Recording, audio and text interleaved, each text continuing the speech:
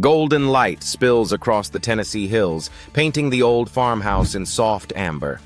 From the porch, a faint mandolin tune drifts into the evening air. Gentle, familiar, timeless.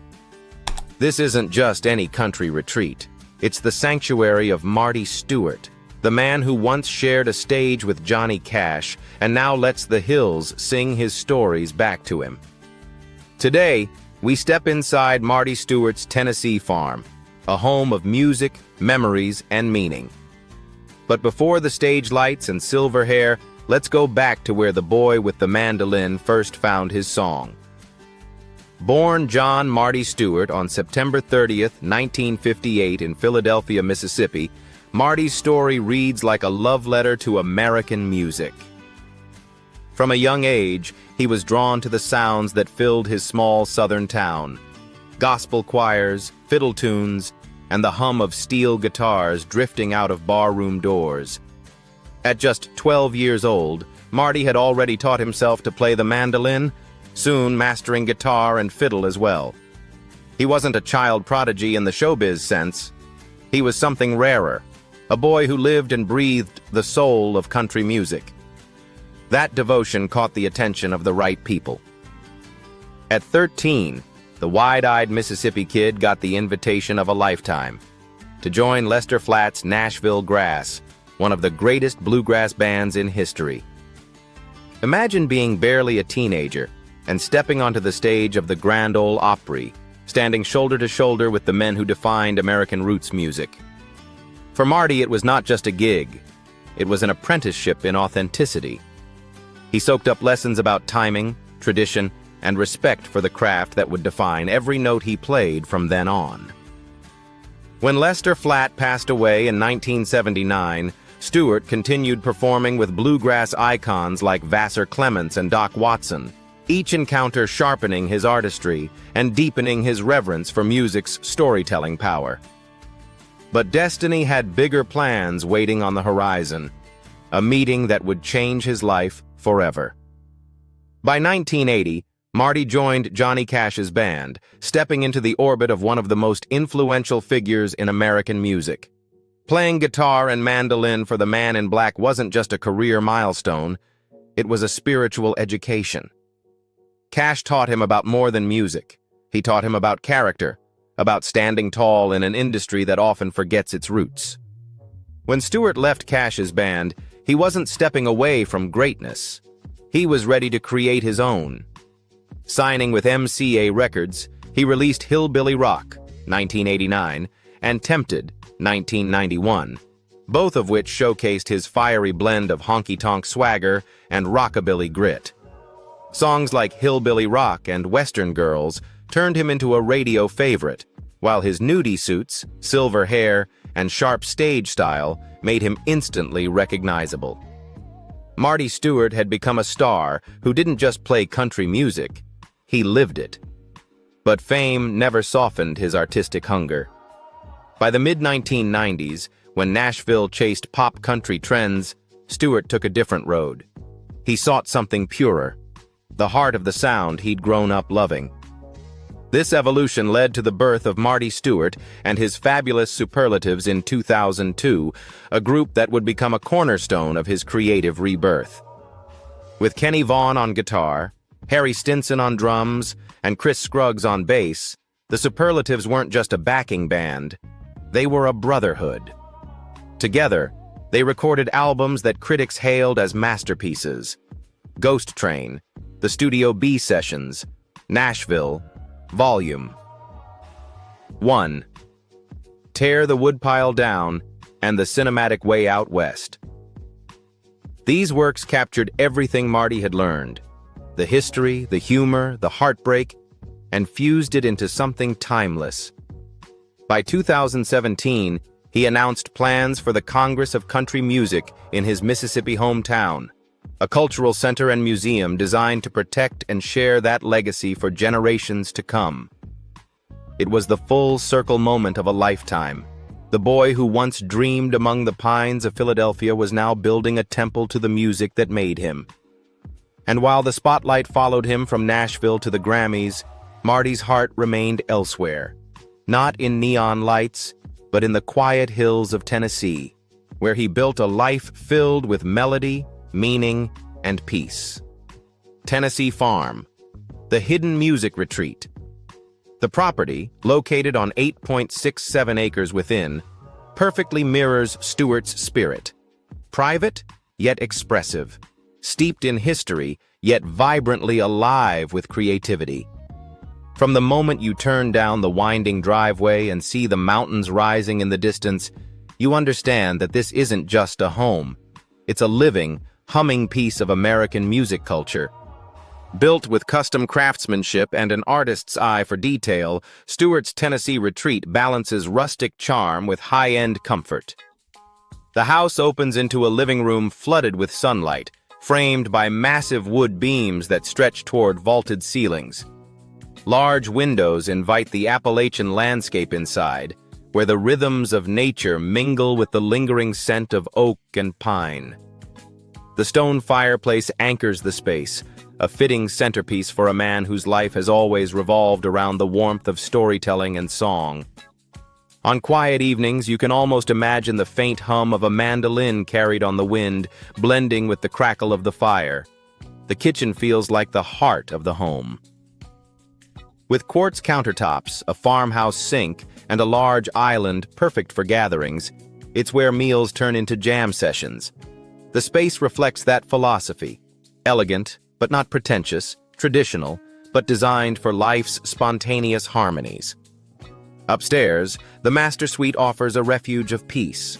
With its coffered ceilings, soft wood finishes, and access to a private balcony, it's a place of restoration. Mornings here begin with mountain mist rising through the trees, and evenings end with the amber glow of the setting sun washing over the hills. Stewart's life has often been a whirlwind of touring, recording, and preserving music history. But within these walls, he finds the stillness that fuels creativity. The outdoor spaces speak to his deep connection to country life. A covered wooden deck overlooks fields that catch the golden hour light just right, perfect for writing songs or watching storms roll across the valley. A stone fireplace provides warmth on cool autumn nights, while the fenced backyard and small chicken coop reflect a love for the simplicity of rural living. Stewart has always celebrated the real America in his songs, the land, the people, the faith, and his home embodies that same authenticity. Beneath the main level lies a thoughtfully designed lower floor, ready for transformation. The two-bay garage, with room for a boat or RV, hints at his love of exploration and life on the road. Every inch of this home is designed with intention, each room a note in a song of craftsmanship, comfort, and country pride. Yet what makes this Tennessee retreat so special isn't its architecture or its location, it's the energy that flows through it. For Stewart, this house isn't just where he lives, it's where he listens. Between tours, he retreats here to write, reflect, and reconnect with the roots of his sound. Friends describe it as a hidden retreat, a place where Nashville's noise fades away and the true music, raw, human, timeless, rises to the surface. But Marty's Tennessee Retreat holds more than peace and melodies. It's also home to one of the greatest private collections of country music history ever assembled. From vintage guitars to rhinestone suits, what lies inside his studio is nothing short of legendary. Guitar and Memorabilia Collection. Over 22,000 pieces of history live here. Guitars that changed the sound of a nation, handwritten lyrics that captured its heart, and stage-worn jackets that once shimmered under Opry lights. At the center of it all are the instruments. There's Hank Williams's Martin D45, its wood-worn smooth from songs that defined a generation. Johnny Cash's D45 sits nearby, a symbol of rebellion and redemption that still seems to hum when the room goes quiet.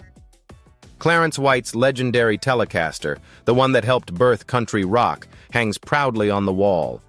And George Jones's D28, that deep, soulful tone machine, rests in a glass case, as if it's still waiting for another heartbreak ballad. Part of this extraordinary collection has already been donated to the Country Music Hall of Fame, ensuring that future generations can trace the lineage of honky-tonk and heartbreak straight back to its roots. But Marty didn't stop there.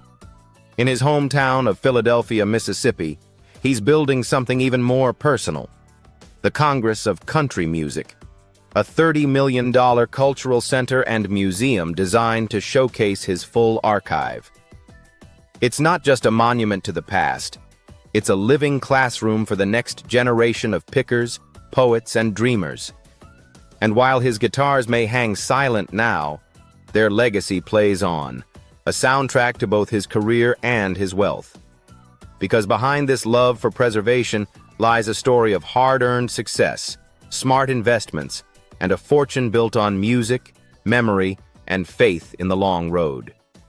Income and net worth. As of today, Stewart's estimated net worth stands around $10 million, a fortune built not on flash or scandal, but on consistency, craftsmanship, and an instinct for preserving the heart of Americana. The foundation of his wealth comes from album sales and royalties, with over a dozen studio albums under his belt, including Hillbilly Rock, Tempted, This One's Gonna Hurt You, and The Pilgrim. These works continue to generate revenue through physical reissues, digital downloads, and streaming platforms.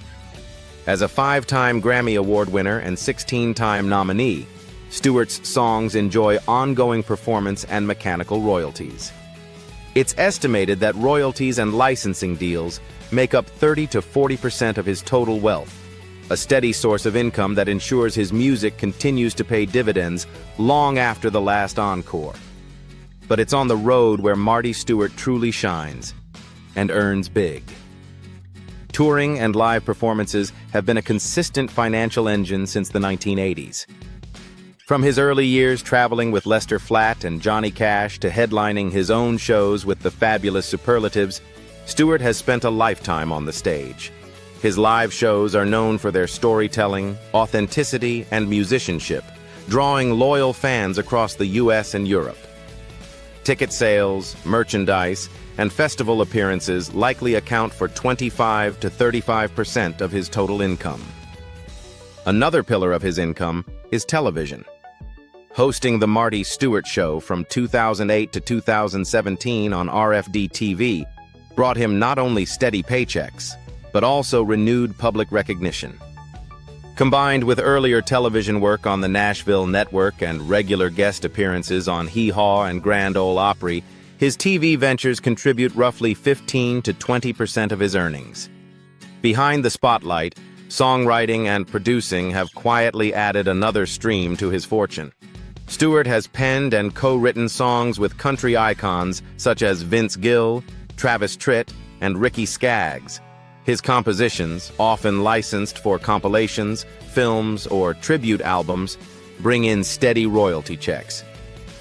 His behind-the-scenes work as a producer also earns back-end fees, adding another 10 to 15% to his wealth portfolio. He hasn't sought quick fame or flashy endorsements. Instead, he's built a career where passion and profit coexist, where every note, every show, and every collaboration contributes to a greater purpose. Because for Marty Stuart, wealth isn't just about what you earn, it's about what you give back. Philanthropy. At the heart of his efforts lies MusiCares, the organization dedicated to supporting musicians in need. Each year during CMA Fest, Stewart hosts his famed late-night jam concert, a tradition that's become a highlight of the week in Nashville. The event gathers legends and newcomers alike for one unforgettable night of live performances, with all proceeds going directly to MusiCare's health and welfare programs. Over the years, the late-night jam has raised hundreds of thousands of dollars, helping struggling musicians pay medical bills, access addiction recovery services, and find stability during hard times. Stewart's compassion extends beyond people to animals. In 2017, he took part in the Love of Dogs benefit concert in Nashville, organized by the Pedigree Foundation. His participation helped raise funds and awareness for shelter dogs awaiting adoption, another example of his belief that kindness, like music, can heal and connect hearts across all walks of life. Stewart continues to fundraise for the project through creative collaborations. One of the most notable is his partnership with the Soundwaves Art Foundation, which transforms sound recordings into visual artworks. In 2025, he released a limited edition series inspired by his song Space Junk, with every dollar of profit directed to the Congress of Country Music. Likewise, he's worked with modern country stars like Chris Stapleton, who has headlined exclusive benefit shows at Stewart's restored Ellis Theater, with proceeds supporting community-building projects around Philadelphia, Mississippi. Marty Stewart's philanthropy reflects the same authenticity that defines his music, rooted in gratitude, community, and tradition. Whether he's saving a piece of history, helping a fellow artist, or protecting animals, every act of giving feels like another verse in the great American song he's been writing his whole life. Because for Marty, giving back isn't the end of his story, it's part of his legacy. For Marty Stewart, love has always been more than a personal chapter. It's been a melody that runs parallel to his music. Personal life. And at the center of that song stands Connie Smith, the woman who became both his muse and his lifelong companion. Their story reads like a country ballad written by fate. In 1970, an 11-year-old Marty attended a fair in his hometown of Philadelphia, Mississippi, where Connie Smith was performing. Enchanted by her voice and grace, the young boy turned to his mother and said, "Mama, I'm going to marry her one day." It sounded like the kind of impossible dream a child might whisper under the stars, but Marty meant every word. Decades later, that dream came true. In the mid-1990s, long after Stewart had made a name for himself as one of country music's most respected musicians, their paths crossed again, this time in a Nashville recording studio. Marty was producing Connie's 1998 comeback album, and what began as professional admiration soon evolved into something far deeper. After 3 years of quiet courtship, the two married on July 8, 1997. Their union surprised some, given their 17-year age difference. Connie was already a legendary artist with a career stretching back to the 1960s, while Marty was in his creative prime. But to those who know them, their bond made perfect sense. Both were rooted in faith, tradition, and the authentic soul of country music. They shared not only a home and a stage, but a mission: to preserve the spirit of the genre that shaped their lives. Over the years, they've recorded, toured, and even written songs together, blending their voices into harmonies that speak of timeless devotion. Friends often describe them as two old souls who found each other in the right key. Stewart himself once said, "Connie is the embodiment of everything I love about country music: heart, truth, and grace." Before meeting Connie, Marty was married to Cindy Cash, daughter of the legendary Johnny Cash, from 1983 to 1988. Though the marriage ended amicably, it deeply shaped his personal and professional journey. Stewart has often spoken of the wisdom and humility he gained from the Cash family, qualities that would later serve him well in both marriage and music. Today, after more than 27 years together, Marty Stewart and Connie Smith stand as living proof that true love doesn't fade with fame. It deepens with time. Their relationship remains one of the most respected in the country music world, a rare harmony built on trust, laughter, shared purpose, and the quiet understanding that some promises, like the one an 11-year-old boy once made to his mother, are meant to come true. If you believe real music never fades, it just finds new places to live, then you're in the right spot with us. Subscribe, share, and keep riding along as we uncover the homes, stories, and souls behind America's greatest legends. Because every song, every story, deserves to be heard again.